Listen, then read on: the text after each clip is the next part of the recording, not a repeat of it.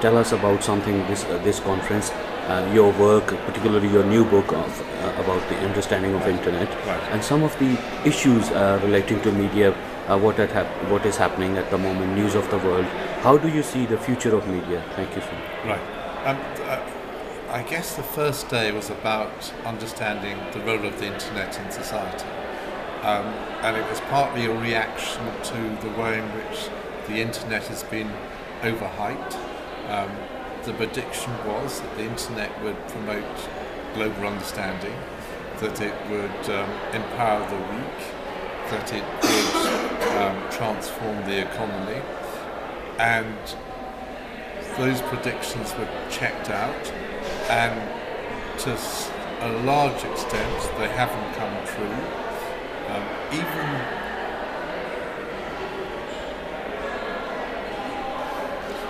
on the one hand, it's clear that the internet has changed the economy, changed the way in which we shop, increased the velocity of global transactions, increased the effectiveness of activists, facilitated the mobilization of protest. On the other hand, it hasn't prevented large corporations from continuing to dominate the economy. It hasn't so far led to a fundamental change in the structure of power. And the reason for that is partly that the real world penetrates cyberspace, that the people who are most politically active tend to be the most advantaged and tend to come from the most geographically privileged parts of the world.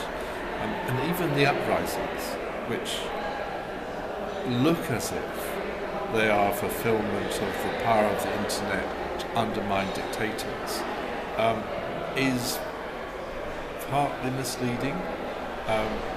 The 6 insurgent countries, with one exception, have a low internet penetration rate by comparison with their neighbours. The proportion of people who are on the internet in Egypt, for example, is much less than Morocco or Saudi Arabia or the United Arab Emirates. And the reason why there was an uprising in Egypt wasn't because of Twitter and Facebook, it was because of underlying deep-seated problems. And the effect of new technology was to strengthen that protest, but not to cause it. So there's a debate about the role of the internet, the extent to which the internet has changed the world, or the world has changed the internet by increasing state censorship of the internet, increasing commercial pressures. That was day one. Day two was about the consequences of media concentration, the way in which it affects,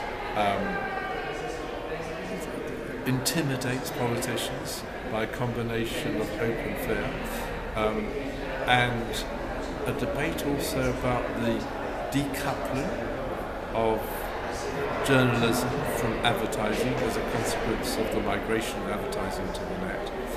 And then day three is about the creative and constructive uses of new technology to enhance the audience experience and to enhance life.